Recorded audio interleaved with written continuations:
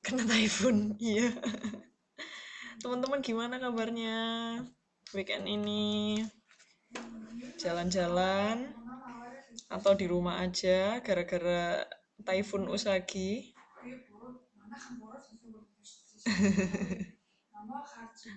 Gimana perayaan Mooncake Festivalnya? Aduh, saya harusnya dapat dapat kue bulan ini ya. Oh, Mbak Suharti ini belajar bareng. Aduh, luar biasa ini, teman-teman. Oh iya, sebelumnya absen dulu, absen dulu. Kita absen-absen dulu ya. Oh, Mas Nano kena. Oh iya, daerah selatan kena badai ya. Yang di utara gimana? Apa yang di bagian bagian Kaohsiung, Pingtung, selain Mas Nano siapa lagi ini? Tainan. Tapi safe, alhamdulillah. Pabriknya mau terbang. Wah, Mbak Fevi ini luar biasa, privat sama Mbak In ya. Wah, Mbak In ini kayaknya Master of Management Keuangan nih. Pak Nano lebay. Ya, semoga pabriknya aman-aman aja ya Pak Nano. Jadi tetap bisa kerja di situ. Amin. Nah, sebelumnya saya mau absen dulu nih. Siapa yang ada di sini? Mbak Yulis. Mbak Yulis, selamat malam Mbak Yulis. Ini ada Mbak Eeng. Hadir Bu, siap. Terus ada siapa lagi ya ini? Pak Nano, Mbak Fevi, selamat malam Mbak Fevi, Mbak Suhartini, Mbak Yunita, Mbak Muji. Ada berarti kita malam ini bertujuh ya. Selamat malam semuanya. Udah makan malam semuanya apa belum ini?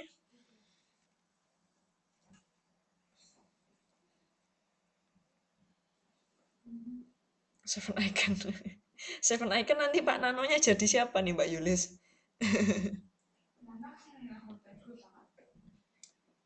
Alhamdulillah kalau sudah.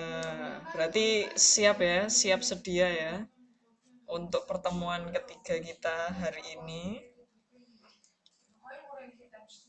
Ani Kusnul, oh ya, Mbak Ani tadi juga sudah izin.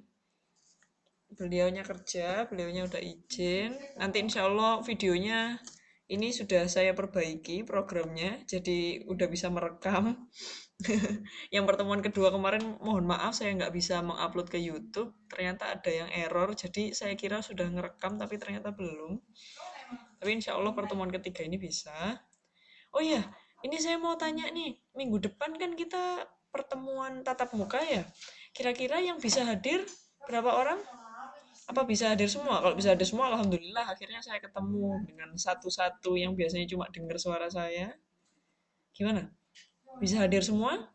Mbak Yulis, Mbak Eeng, Pak Nano, Mbak Fevi, Mbak In, Mbak Yunita, Mbak Muji. Ibu jam keberapa? Waduh, saya lupa ini belum ngecek jadwalnya ke akademik saya jam keberapa ya. Pak Nano hadir ya. Siapa lagi yang hadir? Pertemuan TTM minggu depan, tatap muka. Mbak Muji insya Allah ada ya. Surat izinnya, waduh kalau surat izin tanya sama bagian akademik ya sepertinya. Saya enggak tahu mengenai surat izin, tapi nanti coba saya tanyakan. Terus siapa lagi nih selain Pak Nano sama Mbak Muji? Mbak Fevi setengah hari, jam 12 bisa sampai. Iya, Mbak Fevi setengah hari. Saya juga nanti coba ngecek lagi, saya kebagian jam keberapa ya. Terus Mbak Yulis, Mbak Yunita, Mbak In, Mbak In hadir ya. Mbak Yulis nunggu surat izin, siap. Langsung milih jam yang terakhir ya. Waduh, saya nggak tahu ini. Nanti biasanya itu jadwalnya sudah ada, jadi saya ngikut. Mbak Eeng nggak bisa ya? Belum bisa. Ini kira-kira Mbak Ani bisa datang nggak ya? Ada yang tahu mungkin kira-kira nanti Mbak Ani bisa datang atau enggak?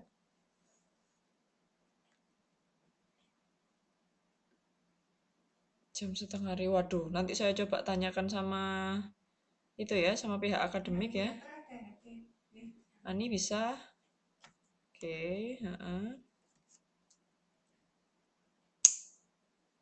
Iya, saya cuma ngecek aja barangkali banyak yang nggak bisa, tapi kalau banyak yang bisa, alhamdulillah. Saya senang banget akhirnya bisa ketemu tatap muka gitu kan ya. Oh iya, ngomong-ngomong masalah tugasnya kemarin gimana?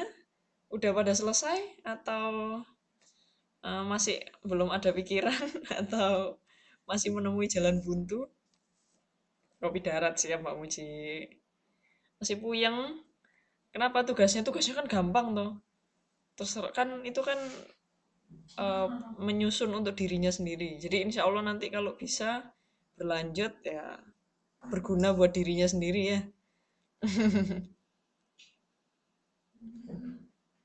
Siap. Makanya saya kasih deadline sampai ketika kita TTM ya. Jadi punya waktu lebih banyak. Yang pusat dahulu boleh, nggak apa-apa, nggak masalah. Nggak masalah. Ya. Tapi ada kesulitan enggak kan ya sepertinya? Kan cuman membuat laporan keuangan, membuat analisis, sudah baik atau belum? Kan sepertinya pertemuan kemarin sudah kita bahas ya. Ada yang masih ingat nggak pertemuan kemarin kita membahas apa aja coba? Kita merefresh-refresh dikit. Ya,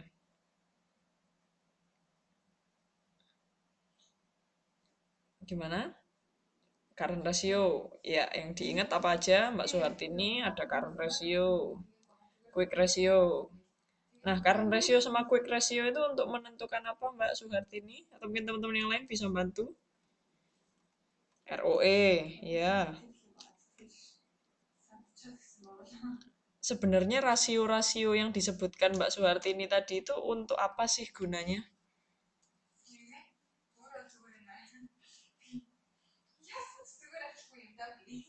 Ada yang tahu nggak? Kira-kira untuk menentukan apa sih rasio-rasio itu? Wah, ini saya senang sekali nih ngelihat chatnya ini pada ketik-ketik gitu ya. Perbandingan, analisis rasio keuangan, benar. Keuntungan, keuntungan yang gimana Mbak Uji?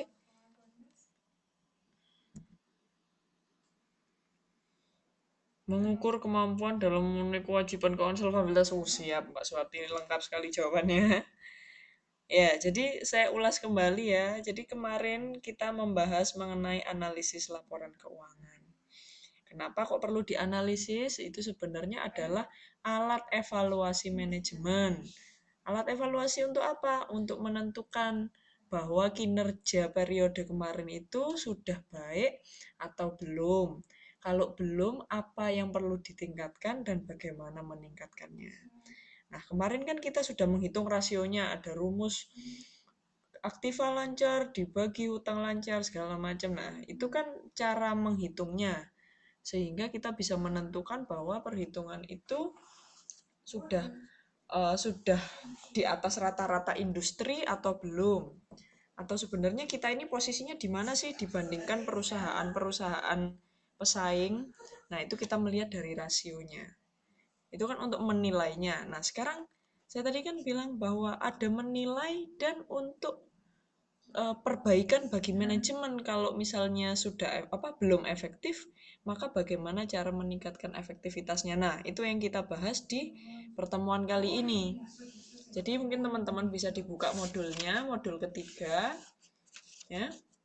Di sini ada 3 hal yang akan kita bahas. Yang pertama mengelola kas.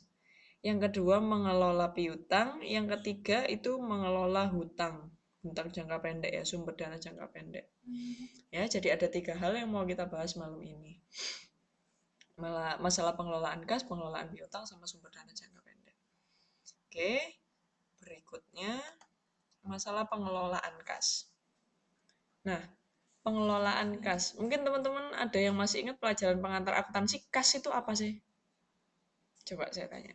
Kas itu apa? Yang masuk ke dalam kas itu apa aja? Ya, Mbak Fevi sepertinya udah mulai mengetik-ngetik.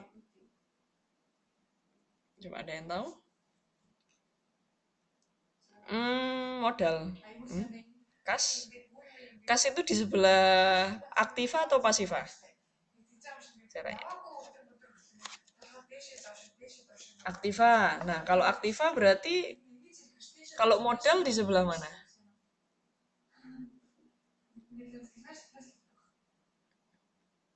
Pasiva. Nah, berarti kalau aktiva sama pasiva, kas sama dengan modal atau enggak berarti?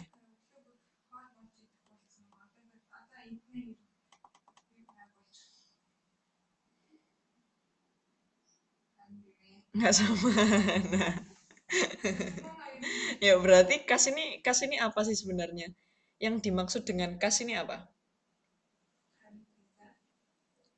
Ayo, yang masih ingat kas itu apa sih? Kas ini loh Bu, saya punya kas. Kasnya tinggal sekian gitu biasanya. Kalau arisan-arisan itu kan ada kasnya tinggal sekian. Berarti kas itu sebenarnya apa?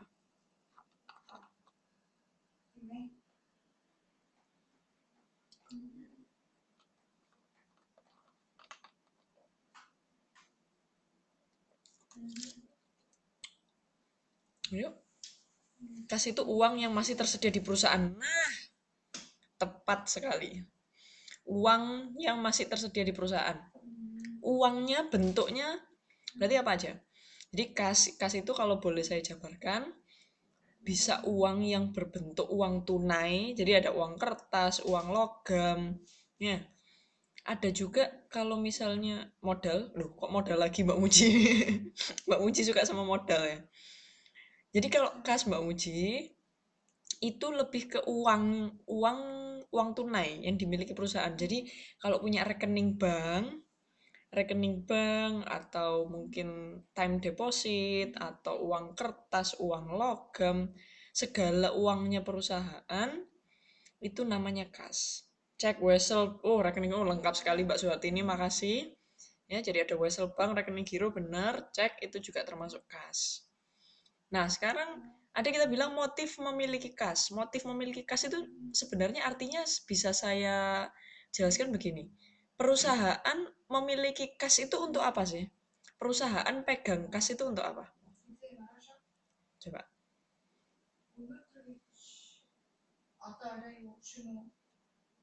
Saya pengen tahu pendapat pribadinya teman-teman dulu. Untuk apa sih perusahaan itu punya kas? Kok nggak semuanya aja diinvestasikan jadi aset tetap misalnya? Atau semuanya dibelikan persediaan? Kenapa kok harus pegang kas?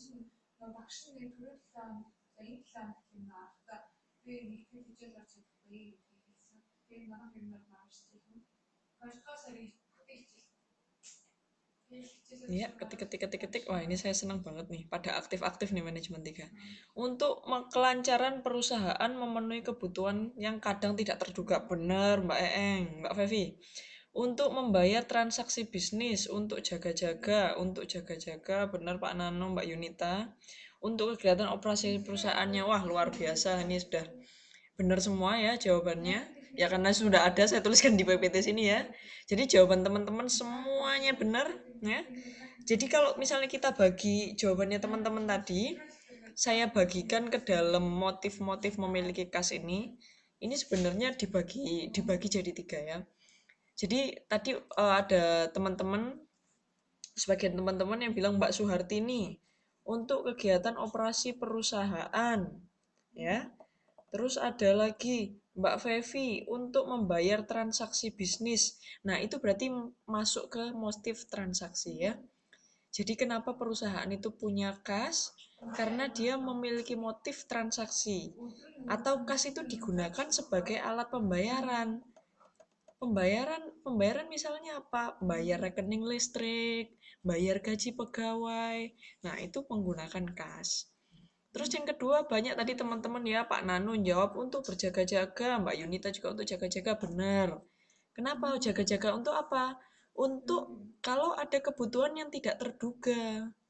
Misalnya tadi ada karyawan sakit, tiba-tiba perusahaan